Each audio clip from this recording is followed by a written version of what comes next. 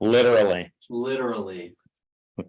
Preparing to live stream, taking longer than usual to setting up meeting for YouTube live, done redirecting.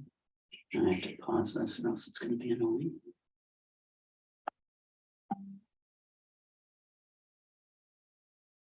All right. Okay. It's live. We're live on the internet. We're live. We're just getting set up. That's why you don't see everybody yet. And we're trying to make sure that our microphones and everything are working. So can you hear both of us? Not just Greg, but both of us. Person in the other room. Okay. Carrie said, not yet. There we go. Sounds good. All We're right. live on tape delay. So now you'll want to mute that, Carrie. All right. People commenting already. Wow. Welcome. Oh, wow. Wow. Hey. So we're sort of in setup mode right now. That's why we went live a few minutes early. And Tim is in the room. No, he was in the room. Now he's gone. Hopefully Tim will join us soon. He's taking laps. He went around the horn. All right. Oh, yeah. Okay. I'm not logged into Twitter to push today, just FYI, in case anyone is on their phone. I can back up. Or Are you keeping an eye on?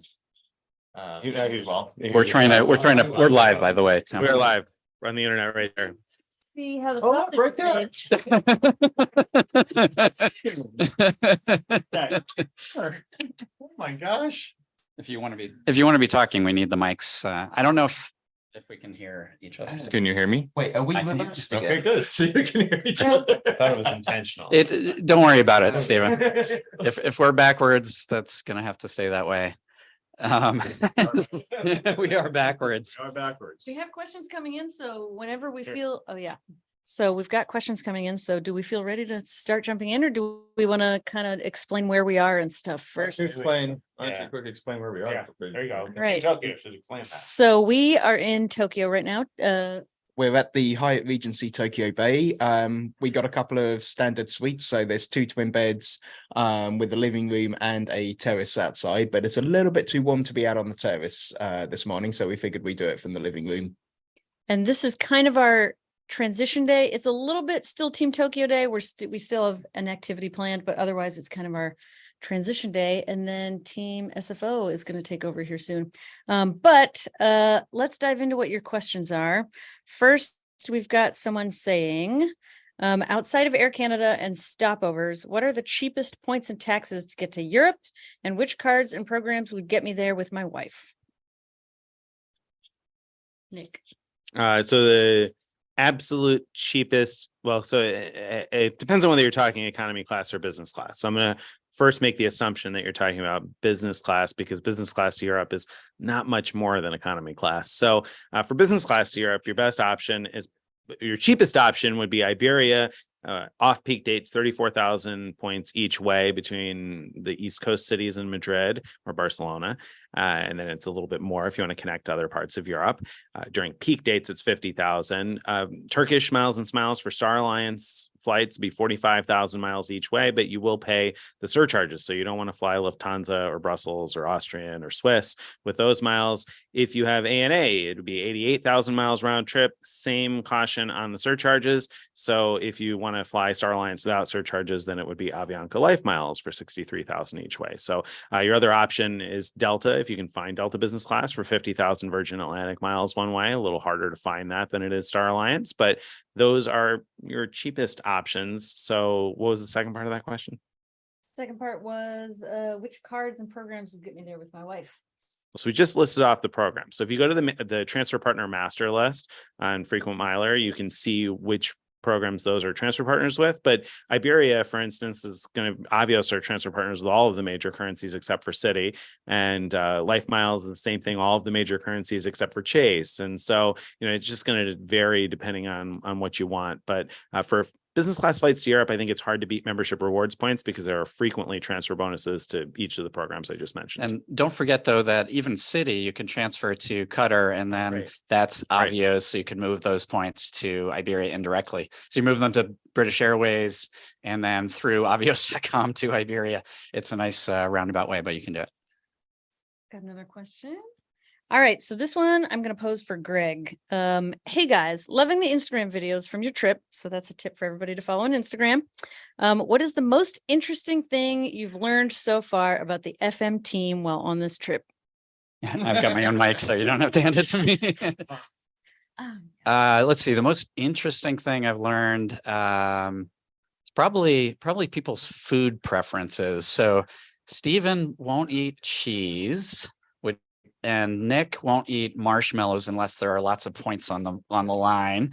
But everybody will eat a old moldy egg.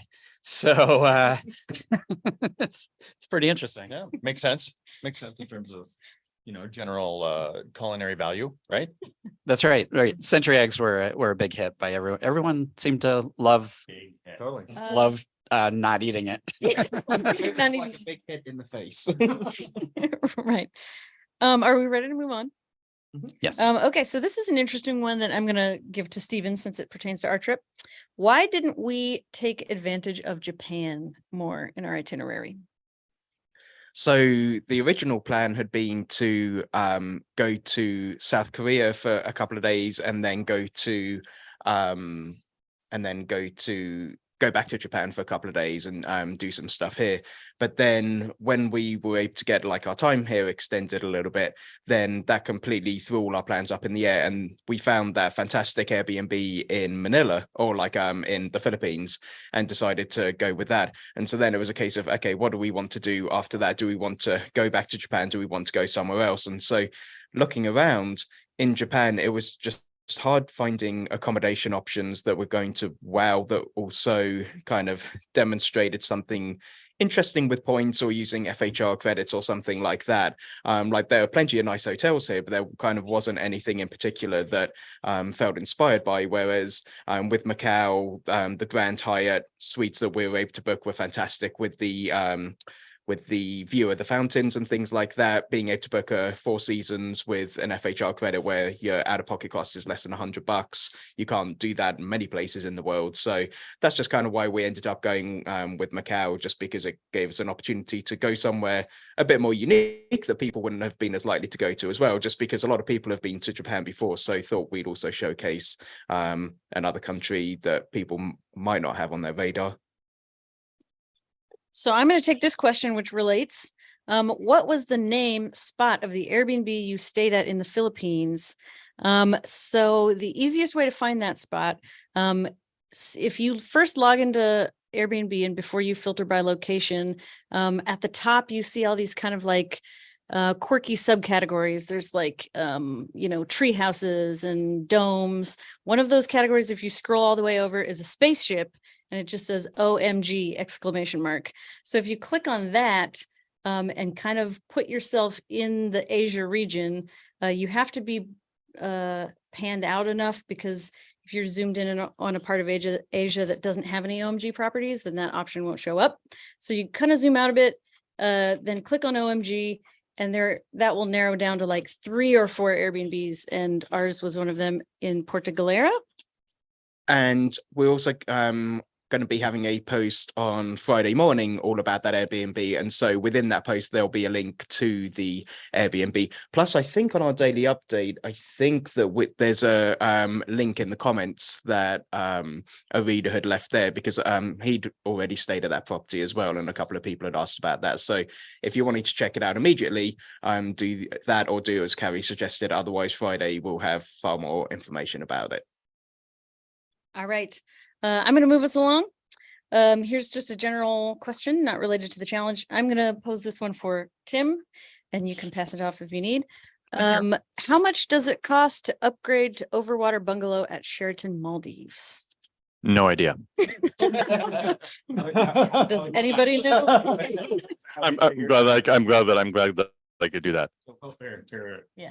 I don't know either, but what I do know is if I wanted to know that, there's a flyer talk thread for almost every major hotel like that. And so if you type in flyertalk.com and the name of the hotel, you're going to find a thread. And in those threads, almost always those Maldives properties, Bora Bora type properties, people will almost always list what the standard upgrade fees are, because everybody's tried, and essentially usually it's the same fee for everyone. There's not a lot of negotiation. So that's where I would find the answer.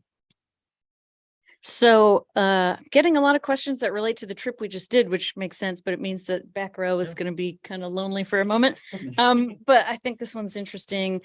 So Stephen, this person wants to know, is it possible to get to Manila with points from MSP without repositioning and without separate tickets?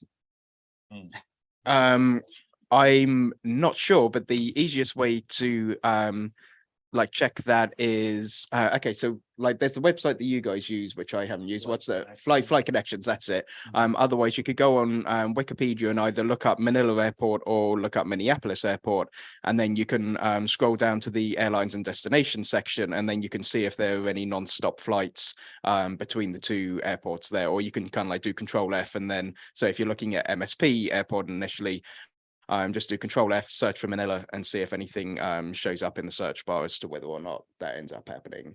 That's kind of what. Or am I misunderstanding? No connections. No connect. I think just one ticket. One ticket on one. Yeah. Through one. So then, yeah, Japan Airlines ought to be able to do that, I would think, right? Like, Yeah. I thought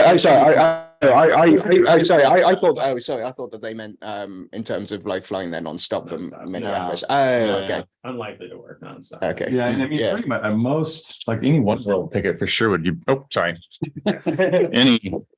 Any one world ticket should be able to do that for you. But yeah, no, I mean, I think What you're right. about- I think, What about a 2 world ticket? One world is enough for us, Greg. I know.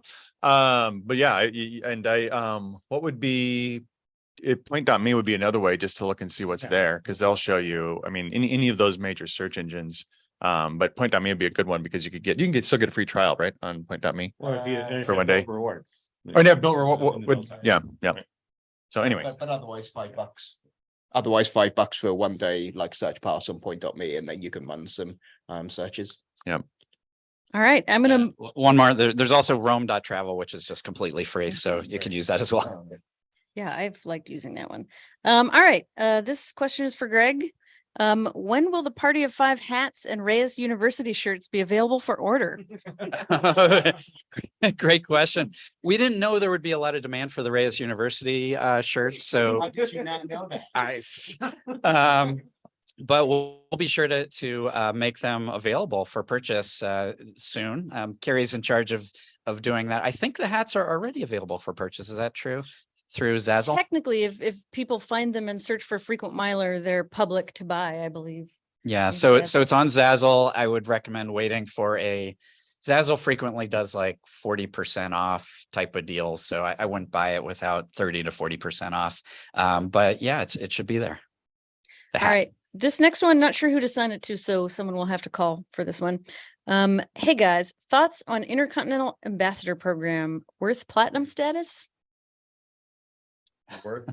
Well, worth platinum set, that's sort of a confusing add on there. So if you buy ambassador status, it does give you IHG platinum status, but that's not where you're getting value from ambassador status. So ambassador status by itself gives you some good things, especially if you're staying at intercontinental hotels. And you could get, for example, once a year, a free weekend. It's like a buy one, get one weekend stay. You get 4 p.m. late checkout. You get a $20 food and beverage credit per stay.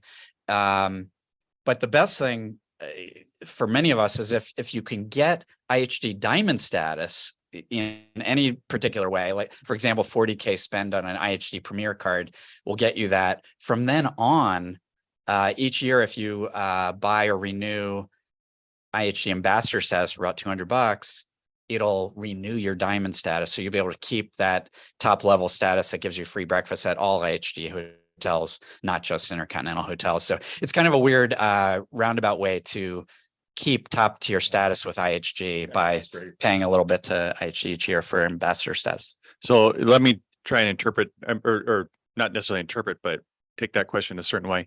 Okay. Would you get IHG ambassador status to maintain your platinum status? No way. So, I mean, you can, if you want platinum status, which doesn't give you much, the IHG Premier card gives you that automatically. And that's a pretty decent card. Just every year it gives you a 40K certificate that you can top off with points if you're staying somewhere, that costs more than 40,000 points. So, that card is worth having by itself. I personally would go for the business version of the card if you can. but either one is good, and that'll keep your platinum status. All right, moving on. Any favorite personal card sign-up bonuses that are not from the big four banks, Amex, Chase, Citi, and Capital One? I have a free 524 slot to use up, but can't use any of the big four due to velocity and other limits. Good answer. The B of A premium rewards just went, oh, sorry. The B of A premium rewards. Well, you just actually, Greg, who has premium rewards?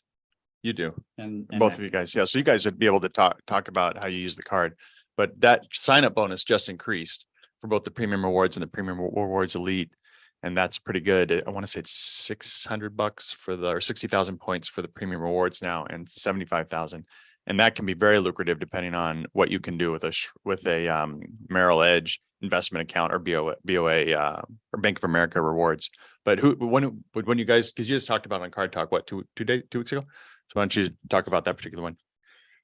Sure. So, but first off, these are just penny points. Basically, the points you get are you can cash out, but you can't transfer it to transfer partners. But with Bank of America, the premium rewards card, which as Tim said, has a really nice sign up bonus right now.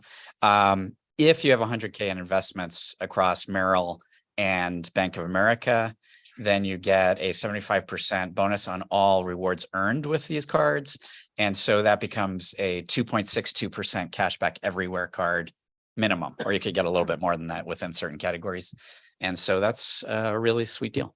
One other thing I want to add is don't sleep on the US bank cards. The Altitude Reserve card is a great card for most people because you can effectively be earning the equivalent of 4.5% back on everyday purchases. If you're a Costco shopper, it's a great card to have, I think. And then the other US bank cards too, their business cards, they often have decent bonuses and don't get a lot of action or a lot of press because they're not transferable. Again, you're talking penny points for the most part. The US Bank Altitude Reserve is the exception, and that you can get 1.5 cents per point out of those points with the real-time mobile rewards. But even the business, the leverage cards, and we see welcome bonuses in the $500 to $750 range, which can certainly be worthwhile. So I would not sleep on the US bank cards entirely when you're looking for something outside of those big four. All right, nice. Next up, any tips on getting, I feel like we get this question a lot, but we might as well keep answering it as long as people wonder. Any tips on getting targeted for no lifetime limit business platinum offers? Does using a new window help because you ultimately have to log into your account? So doesn't it seem like it would help? Tim? Yeah, Well, so that it kind of depends. So there's not all, there's two different types of no lifetime language links, or two different primary types. One is what's referred to as a post-targeted link, meaning that it gets you to the application page that you would normally arrive at after you log in to your account. And that doesn't require you to log in. The way you know if that's the case is that when you go to that link, it's going to show you the actual like a fillable form where you're actually applying for the credit card. And that means you don't have to log in for that one. That can be very, very helpful using incognito mode, especially because that'll remove your past history, and it can a lot of people think that sort of shields anything that yeah, well, but not cookies, not cookies, but you will be right. But you don't necessarily need that because it's post-targeted. You don't necessarily need to even be targeted for that, because it's just going to work for most people in most situations.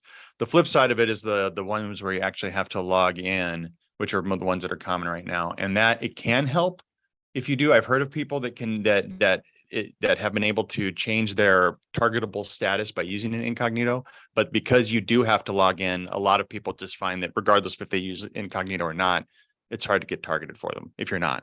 But you can certainly try. I just was listening to a couple data points from this most recent one, this 200,000 point business platinum offer, that people found that they weren't targeted on their desktop, but then went onto their laptop and did an incognito on Safari, and somehow that worked even though they logged in. So I have no idea how common that is or whatever, but it's certainly not an exact science, but that's kind of a broad little breakdown. Yeah, one more piece to that. So on the sometimes on referral links, when you click through, you see a higher offer, and sometimes you don't. And I had a friend recently who was running into that and had seen the higher offer, but then wasn't when he was ready to apply. And he found that just being in a different location actually made it very easy. All of a sudden, the offer populated when he was trying from a different location, not from his home location. So it's also worth trying. I don't know whether that'll work with the login links necessarily, but it could be worth a shot. All right. Next up, which is the best Amex transfer partner for US domestic economy flights? Ooh. None of them. Right? I mean, am I wrong? Like, really, you would have to get lucky for. So if United makes saver availability available to partners, then either Avianca Life Miles or Air Canada, but there's not a universal answer because it's going to depend how far you're flying as to which of those will be better. And the same is true with American. Like, British Airways is going to be, or Avios is going to be your best bet for American Airlines flights if they make them available to partners, but that's a big if. And with Delta, I don't know. I mean, Delta could, if you're flying Delta, sometimes their economy award prices domestically are actually decent, especially if you also have a Delta credit card, you get that 15% discount on the awards. So that could be okay. You do have to pay a tiny fee when you transfer to Delta, unfortunately. So that's not great. Possibly the best answer is if you have the business platinum card and you have one of the domestic carriers as your preferred airline, then you'll get a 30% or is it 35% rebate on the points you use to book cash flights. And that's a good way to do it domestically. And business gold is what, 25% business gold? Yeah. And business gold has similar feature, just not as big a percentage. And so it's worth mentioning that makes the points worth slightly more than 1.5 cents per point. So the other option is the Sapphire Reserve with points at 1.5 cents per point. I think for domestic flights, the 1.5 cents per point is probably the easiest to target and probably the best option for a lot of people because it's much easier to find whatever flight it is that's cheapest that you can use your points at 1.5 cents each. All right, great. Next up, Wyndham Rewards Earner Plus card is currently offering 75,000 sign-up bonus. Is it a good deal? Yeah, it can be.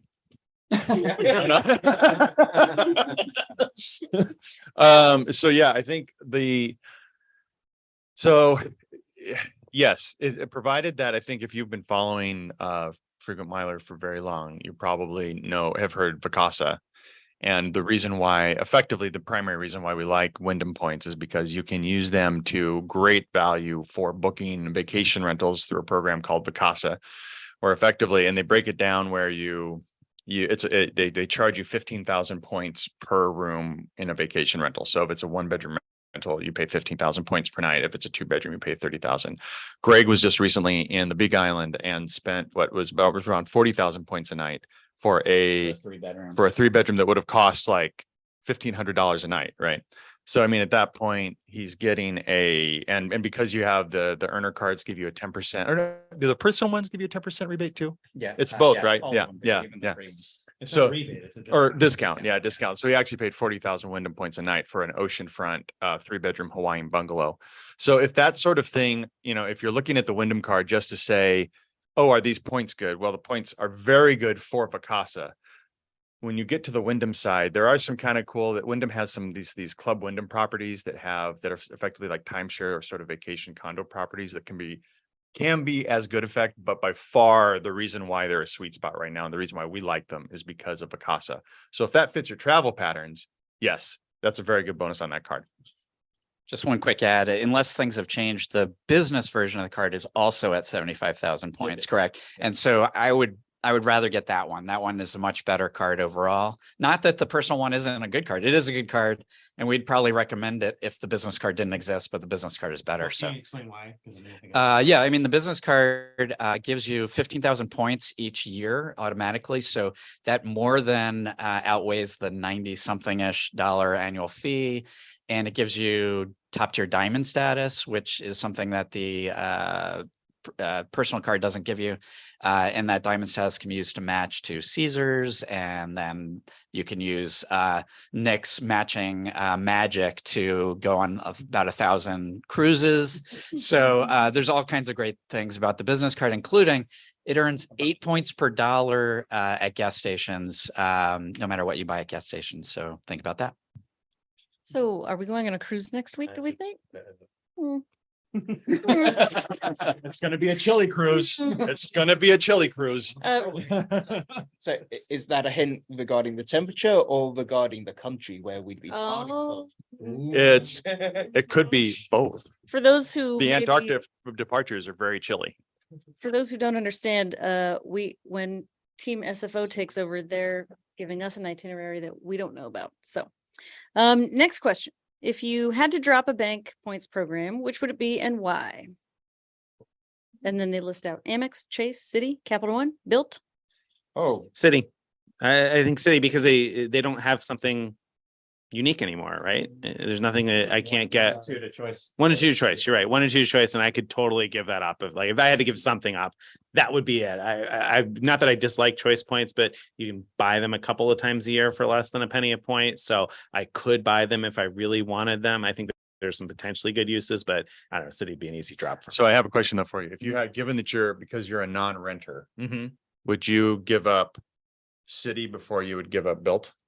Well, so the thing is, I don't focus on earning very many city points right now, as it is. So we have the Premier card in my household, but so that we can transfer the points if and when we want to. Whether or not we'll keep that long term is really hard to say. I feel like though the Built card would give me 6 points per dollar dining, and I could transfer those to Hyatt. I would rather have that.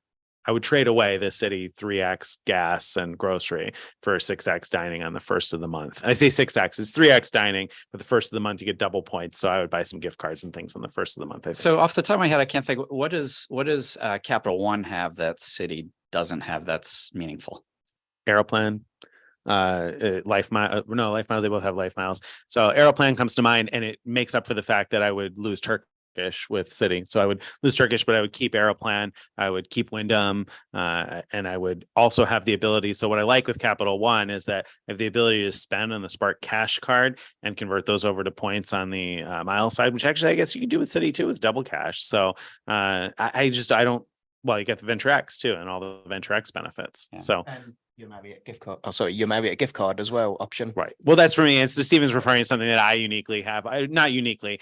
If you have a really old Capital One card, it's worth logging in and looking at your redemption options on that really old Capital One card, because some of us got grandfathered into a redemption where you can redeem 64,500 Capital One miles for a $900 Marriott gift card. So it's like 1.4 cents per point essentially towards Marriott gift cards. And I do that pretty regularly with Capital One cards and use that for my paid Marriott stays. In fact, I just did it before this trip to have one in my bag just in case I needed it. So I just have to jump in and say, for me, since Capital One has a vendetta against me, it'd be really easy to give up Capital One. All right. Anyone else? I'll go with City as well. Any? Just similar kind of reasons to Nick. I don't make a huge use of it at the moment. Plus, I don't have a Premier card, and so I can't even transfer to partners at the moment. So I could always upgrade to it if I needed to, but yeah, it's not a high priority just for what I need. Carrie, we want to know what you'd give up. I don't know. I guess Built because I don't live anywhere. So I'm paying rent to the Grand Hyatt right now. Okay, I'm thinking of upgrading my no annual fee Hilton to an Aspire. Will I not get my free night cert until after my anniversary date? So upgrade a week before anniversary date, I would get the cert within a few weeks. When you upgrade a card, you get the cert almost straight away. Like there might be a delay of like a few weeks or something like that, but it kind of doesn't matter when you upgrade it. You will get a cert before you might have expected to otherwise. I'm not 100% sure exactly how the membership year works from that point though. Does anyone have any I have experience with that, but I haven't actually paid attention to like how that actually affects the membership year. But we did upgrade my wife's, I think it was her no annual fee card to an Aspire card a couple of years ago, and then within like a week, maybe like 2 weeks or something like that, she did get a certificate from as a result of doing that. So there, just to add on a couple things about that, there are, yes, the card member year will not change. It will stay whatever the original card member year was. And then the annual fee would then be charged based on that card member year or prorated based on that card member year. There are a lot of people who have, it seems like universally, the first time you upgrade the card, you get the free night certificate upon upgrading. There are a lot of people that have found that if they then downgrade and then upgrade again on that same card, the second time they do it, they don't get it. They don't get the cert when you get the anniversary cert, but you don't get the cert when you upgrade.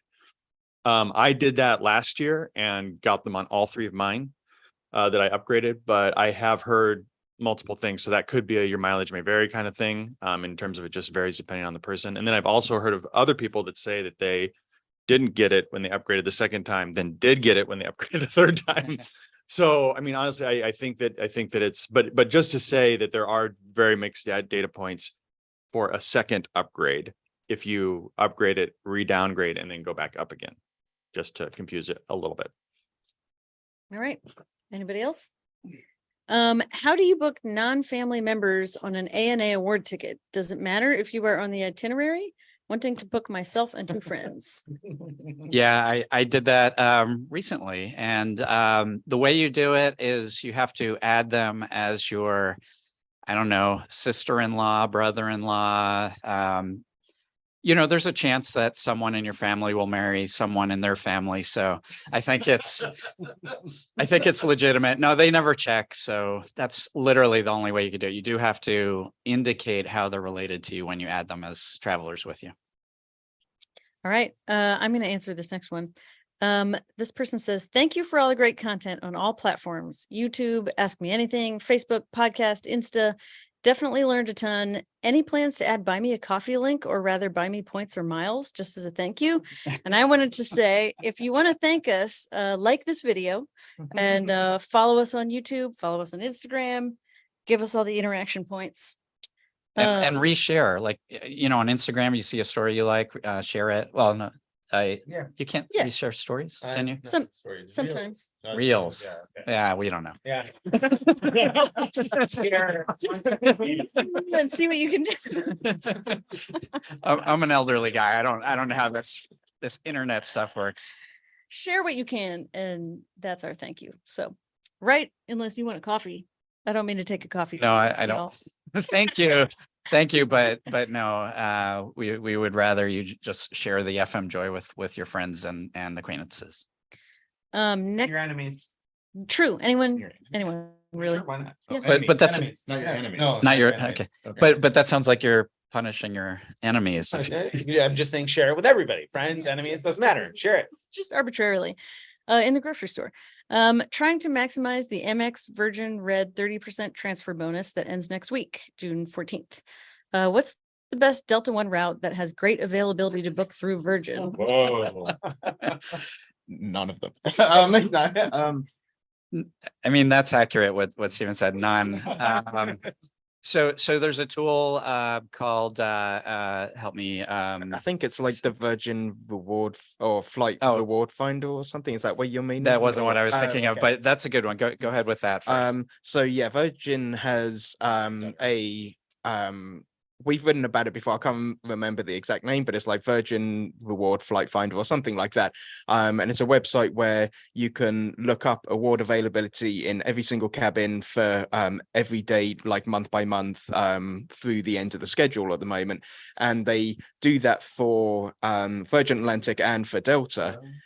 What you do need to do is in the URL at the top, where it says like VS, you want to change that to DL, and they do have drop-down boxes for certain routes, but what you need to do is you need to manually change the city pairings in the URL, and then that will bring up like any kind of Delta availability bookable through Virgin.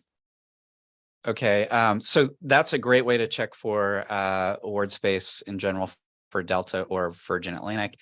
There's a tool called seats.aero, which constantly scans all major routes that Delta flies with Delta One. And they actually have a Delta One finder tool within seats.aero, which makes it super easy. Right away, you can see that there's no availability instead of hunting and pecking for a long time. Yeah, It's a great tool. It's a great tool. Saves you a ton of time. it really does. All right. P.S. Love watching your trip, keeping it real, the ups and downs of travel. Greg, do we get bonus points for keeping it real? Keeping it real points. I don't know. All right. Is Hilton willing to extend free night certs at all? I signed up for the Biz Hilton for player 1 and player 2 and will earn 2 to 3 certs from each card, but all with different end dates. Having more time would help. Yeah. So, I don't know. I wrote a post about it. They did. My wife called and got one extended, and we had some readers who reported success getting them extended after that. But then we've had recent reports from people who said that agents have told them no. But in fact, one recently, though, somebody reported that they were told no, and I asked how many times they called, and when they called a few more times, they did get somebody to extend it. So I think it's still physically possible to do. Whether or not it's going to be easy to find an agent who doesn't, I don't know whether you'll find that agent easily. And then the other thing is that Hilton doesn't have a standard, like where Marriott will just extend it for a year from the date you call. Hilton doesn't have that. So you want to have a specific use in mind at some point in the future. And, you can try to push that as much as possible, because if you only ask for 2 weeks, they're going to give you 2 weeks. If you ask for a month or 2, you might get that. I haven't heard of an extension longer than 3 months yet. So that's about the longest I think I've heard. Tim, with your wine background, will you put any of that to the test to help Team SFO? I put my wine background to the test to help Team SFO wherever we go. It doesn't matter where we're going. My wine background is helping us daily. You'll have to follow us on Instagram or watch it because I would tell you, but Team TYO is here and we have to keep it secret from them. We can plug our ears. And they do know the thing, and I'll just give you a hint, since Team TYO is here. I'll give you a hint that the difficulty with putting my wine background to use on this particular challenge is that it probably would be too cold for it to remain liquid. And I knew he was going to. So, he's been threatening how cold this is going to be. so it could be tricky. So we'll see. All right. Favorite hotel chain outside of Hyatt and why? I mean, for our personal travel needs, then I'd say Residence Inn, which is a Marriott brand, just because we live in hotels and Airbnbs, and Residence Inn of all of them has been kind of the most solid for us. They tend to have good breakfasts. It's often possible to book straight into a 1-bedroom suite with points. They're generally pretty good with upgrading you to a 1-bedroom suite if you only book like a Studio Queen or Studio King. They have a full kitchen. And so, yeah, it's just a nice, comfortable place to stay, and it just meets all of our needs. Oh, and they're pet friendly as well. Anyone else? I'll just add that I'd pick Marriott too for the breadth of hotels. I mean, everywhere you go, there are good and bad Marriott hotels, so you have your choice. As far as elite program, the next best after Hyatt, I think now is IHG, believe it or not. Yeah, I was just picking a specific brand. If I was going with an actual like full chain, then I would go IHG as well, just because they're such good value for award stays, especially if you can get the 4th night free and 10% back from their 2 credit cards. So I think we have enough challenge related questions that I think we can focus on that for the rest of the Ask Me Anything. This one question for Stephen and I, was the Manila itinerary all on points and miles? The flight from Tokyo to Manila was with was with points or with miles. We I would need to have a look at our itinerary. Oh, I think that was booked with 20,000 American Airlines miles per person. And then I want to say like $47 in taxes maybe, or I might be completely mixing up my flights. The accommodation in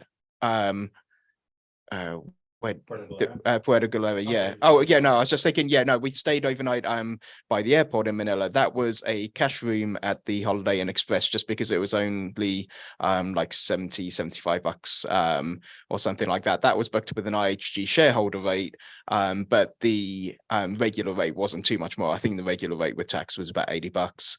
The Airbnb that we booked was about $200 a night, which paid for with discounted gift with I bought like full price gift cards, but got 2 sets of $25 Kroger gift cards off the back of that. So spending $400 on gift cards, got $50 worth of Kroger gift cards free. And then we clicked through from the Avios Airbnb portal and put in Greg's British Airways number. And so that way he earned 3 Avios per dollar on that. So he should end up earning about 1,200 Avios too. And then from Manila to Hong Kong, we did book Cathay Pacific with miles. And again, I can't remember off the top of my head what that was in the end. Is it safe to just summarize and say that all the flights were booked with points? Most of the hotels, except for the Hyatts, were booked with cash or cash equivalent. Oh, well, the Hyatts were a mix. So we booked 2 rooms of the Grand Hyatt with points, but then 1 with cash. Here at the Hyatt Regency Tokyo Bay, it was a points plus cash or like cash plus points upgrade option for where we're at the moment. This person was curious about the Manila portion specifically, but Okay. now we know. Did you use the? We answered the next 7 people. Did you, was the jeepney purchased using points? Was that a transfer? Did you get a transfer bonus That to was the jeepney? purchased with Greg's cash points. Yeah, right. Frequent miler points. Which we're completely out of by now. So Now we're stranded. none of those points left for team SFO. Oh, man. Nick, did you squeeze in any status matches in Macau? I did not. So actually, funny enough, Stephen had reached out, I think, to Michael Traeger of Travelzork because, there's tons about casino status matches and he was not aware of any current status match opportunities there. So I didn't seek any out. Believe it or not, we've been doing a lot of stuff and busy during the day. And so by the time the night rolls around, I was not ready I didn't even step foot in a casino when we were in Macau. So I saw the entrance to the casino and that's as close as I got to any of the casinos. All right. This is an interesting question, kind of somewhat related to the challenge. How did we all meet? Did we know each other before Frequent Miler?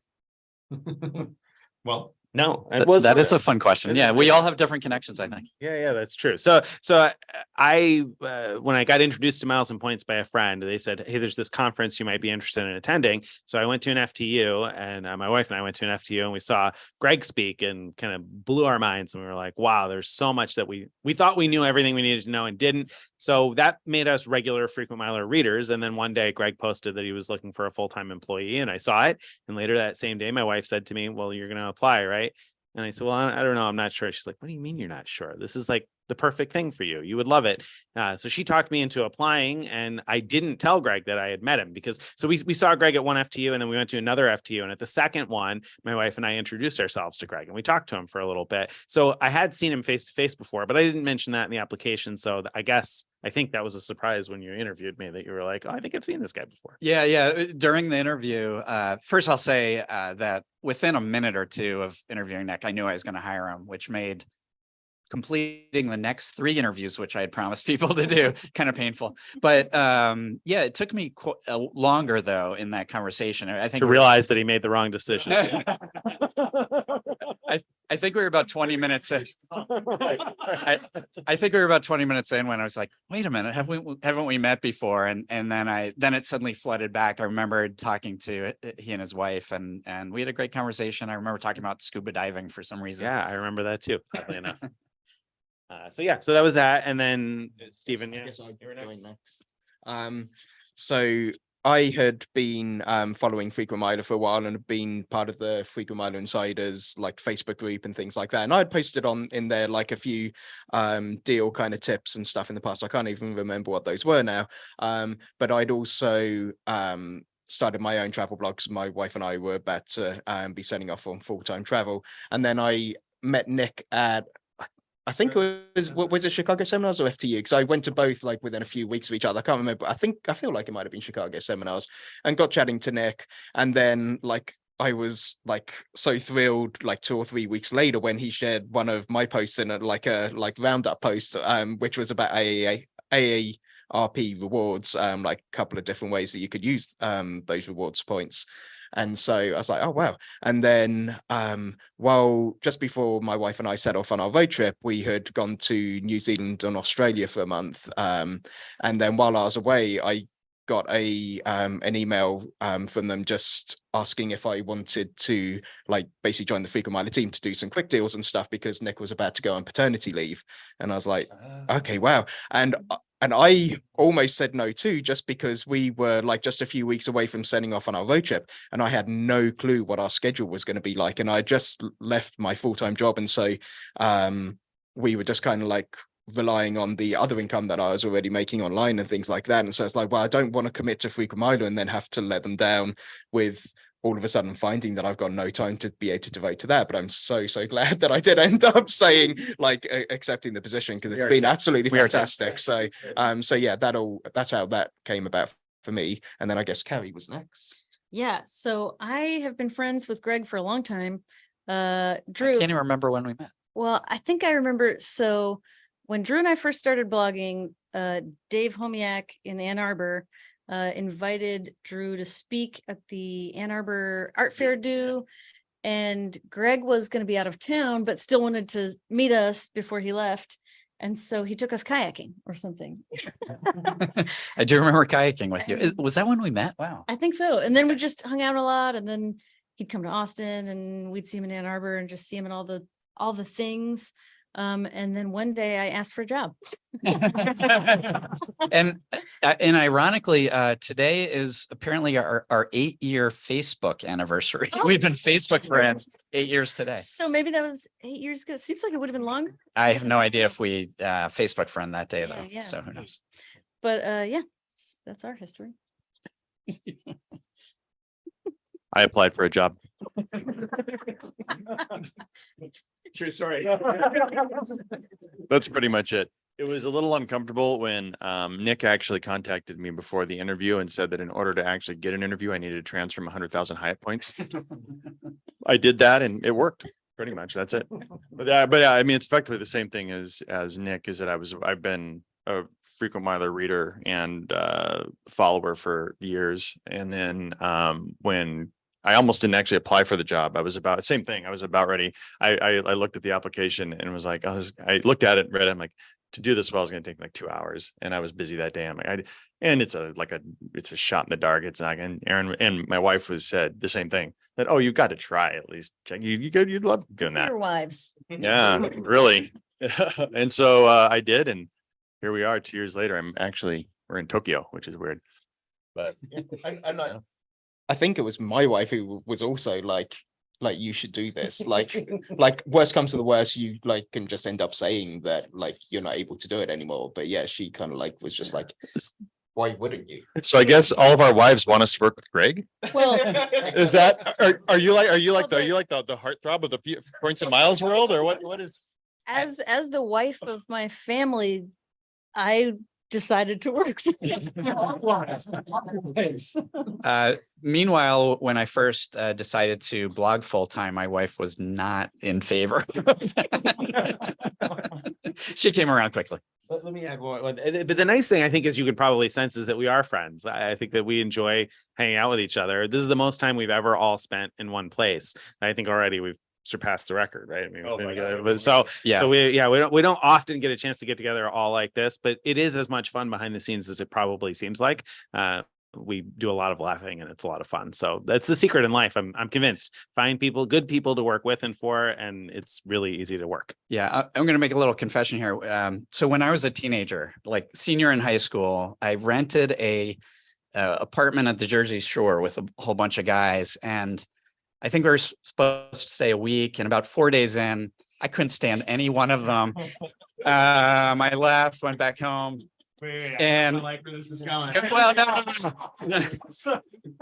So no. My point is going into this trip, I worried that there would be a little bit too much closeness, but it hasn't been like that at all. I haven't for a second wanted to get away from anybody. So it's been actually fantastic. I wanted to get away from a couple people's swimsuits, but that's there's a stinky swimsuit story that we'll tell another day. I keep wanting to, we do so much laughing that there are things in this this Ask Us Anything that keep making me want to laugh.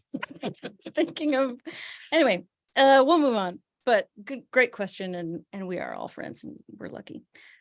So these next two are related. How has the room division gone? Carrie, do you get your own room and the guys share rooms? That is not really how it works. Okay.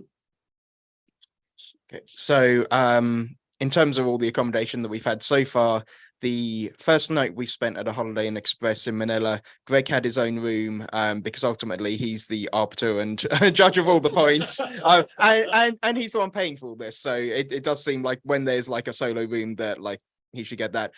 Carrie and I shared a room with 2 twin beds that in one room, and Tim and Nick did the same thing with 2 twin beds in another. At the Airbnb in Puerto Galera, there were 10 bedrooms, and so we each effectively had 2 bedrooms to ourselves. So that was plenty. We just of couldn't space. find them. Yeah. And then after that was the Four Seasons. So Greg and Nick had a 1-bedroom suite to themselves that had 2 twin beds. Carrie, Tim and I were in another 1-bedroom suite that had a sofa bed. So Carrie was out on the sofa bed in the living room by herself. Tim and I were in the bedroom with 2 twin beds there. And then next was the Grand Hyatt. Greg had his own premium suite. Carrie and I had a suite ourselves with 2 twin beds, and same for Nick and Tim. And then now we're here at the Hyatt Regency Tokyo Bay, where Greg and Nick have a 1-bedroom suite with 2 twin beds for themselves, and Carrie, Tim, and I are all in another 1-bedroom suite with 2 twin beds and a sofa bed. So that's kind of how it's all been divvied up. But the rule is that whoever is hosting, so when it's Team TYO's time, the least comfortable bed has to be occupied by the host. Right. So they are about to enter a land of dreamy sleep. Well, And Nick and I are about to enter a land of rollaway beds and couches. But yeah, okay, go ahead. the other rule is we all need individual beds. So, even though we have 4 guys, they're not going to split king beds and things like that. And then the other kind of rule is that the team host has to assign the rooms, so that we don't spend half an hour going, well, I guess I could blah, blah, blah. They just have to make a decision. And most of that side of things has been kind of random, other than like, it makes some sense for the teammates if we still need to do some scheming, which has often been the case, to stay in a room. So any other thoughts? Related questions, spill the tea. Anyone on the team snore? I mean, I know that I do, like just based on what I've been told by my wife, but no one's mentioned like how bad my snoring is. So. I wouldn't call it bad, but I She wouldn't call it good either. But she did wake up in the middle of the night and just tipped me right over. That said she slept the least in any of this. Now we know why. can confirm that Steven snores, but I think I do a little bit too. I don't know. I haven't slept enough for anyone. My wife claims that I snore, but I don't believe it. Same. Same. All right. Let's see. I haven't found another question yet. What is this is a great one. We're gonna nail this one. What is the most unique mode of transportation on the trip so far? What unique modes should people try of those? I guess in my mind, the jeepney is pretty unique. I've seen all kinds of those little kind of rattly bus things in different countries, but I don't think I've ever seen like a school bus sized one. If you're taller than 5'7", I would advise caution with the jeepney. Yeah, and the jeepney was a surprisingly comfortable way to get around, so long as you're not super tall. So, what was nice is that it's kind of open on all sides, but but it's got barriers, and so you're not in any danger of like leaning back and falling out. But driving along, then you get a lot of cool air. But because it's covered, then you also get the benefit of the shade. So even though it was pretty hot the day we were out and about, while we were driving around in the jeepney, it was actually incredibly pleasant to be in there. So that's one that I'd recommend. It was fun getting to experience that. Does being drugged behind a boat with a rope count as unique travel? Yeah. I guess that's not a mode of transport. That was more of an activity, but we did. Fan. Yeah, yeah, so the snorkeling trip we did in Puerto Galera, they had these kind of traditional boat things, kind of catamaran canoe shaped things, and on the sides there were ropes that you just hold on to, and then he takes you around the coral. And I don't know if it's like a human protection thing or a coral protection thing, but the coral did look really healthy, so I have to imagine it might be related. But all right. Sorry if this has been asked. How did Team Tokyo book the 4 seasons with points?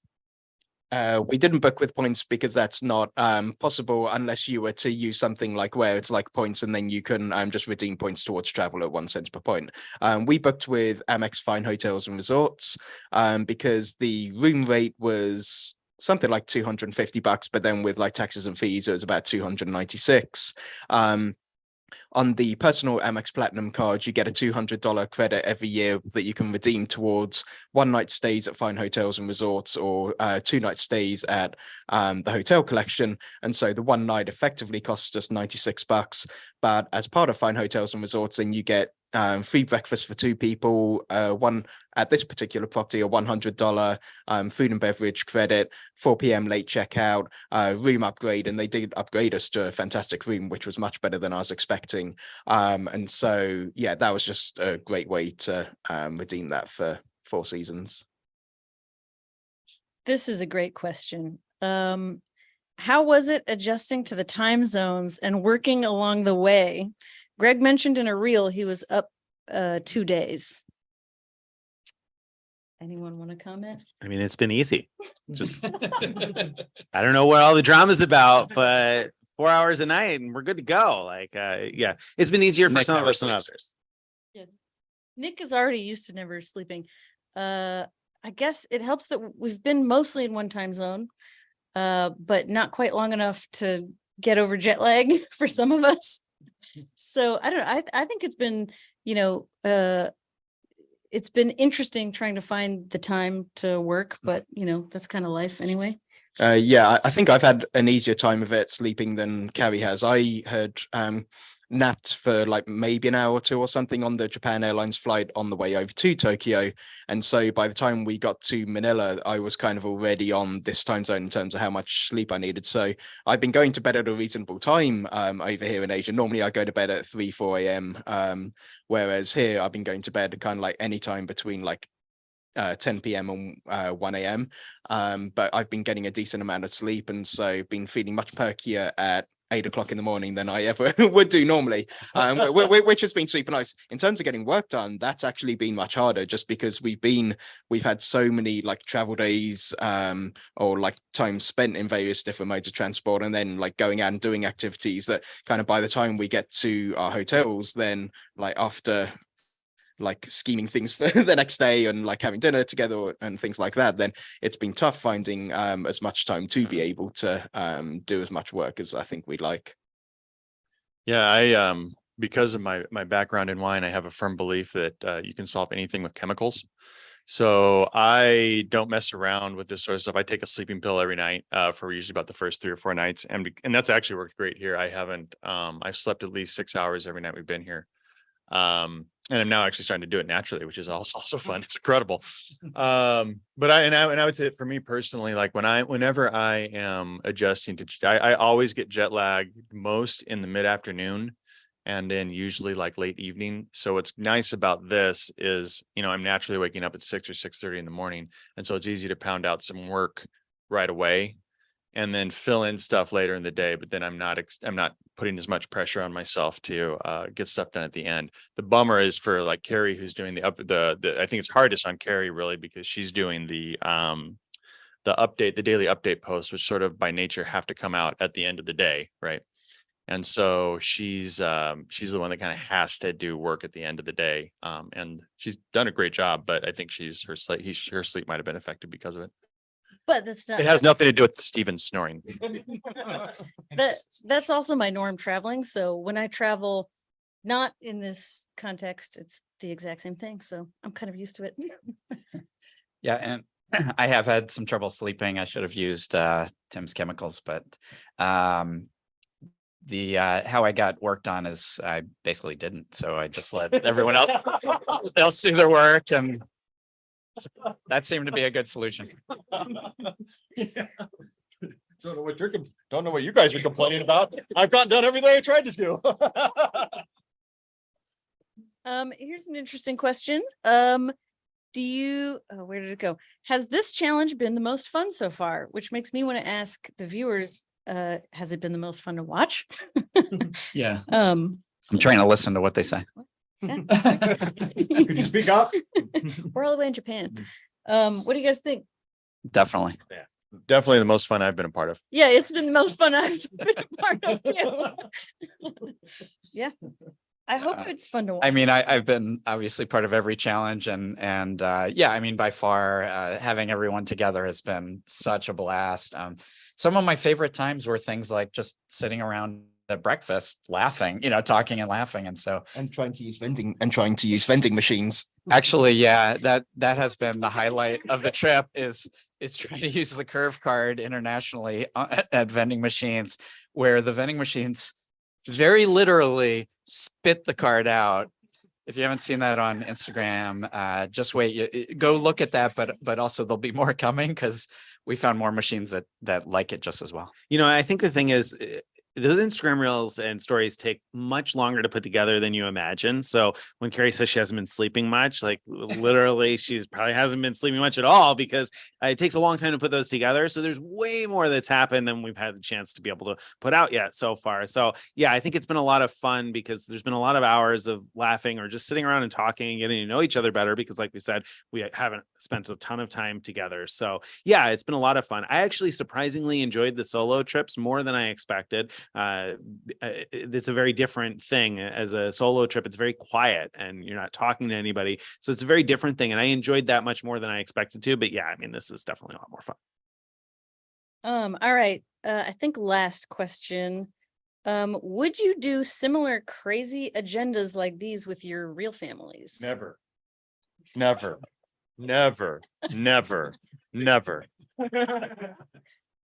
Tim answered for me too. I feel like Drew and I have had trips that go like this, but it's not the way we travel anymore. Now we travel much more slowly.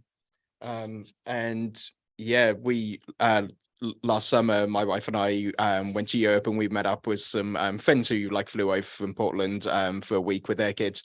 But yeah, during that month, we visited 4 different countries, and we moved every to anything between 1 and 3 days. So during the month, I think we stayed in 10 or 15 different beds or something like that. And so yeah, we've done. Were those that social kind of beds? us.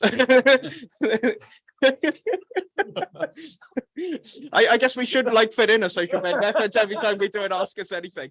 But